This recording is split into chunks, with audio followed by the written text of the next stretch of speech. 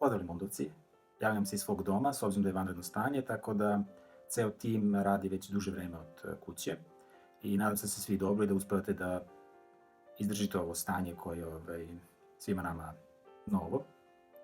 Mi smo povodom toga pokrenuli stranicu gde kačimo najnovije informacije koje se tiču samog rada na Limundu, da li to bilo vezano za ocenjivanje, za rokove za saradnju, za sam rad kurirskih službi.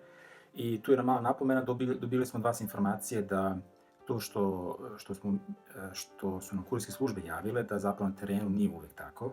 Tako da, predlog da i pored svega toga dodatno proverite sa vašim lokalnim filijalama da li nude usluge koje su naveli.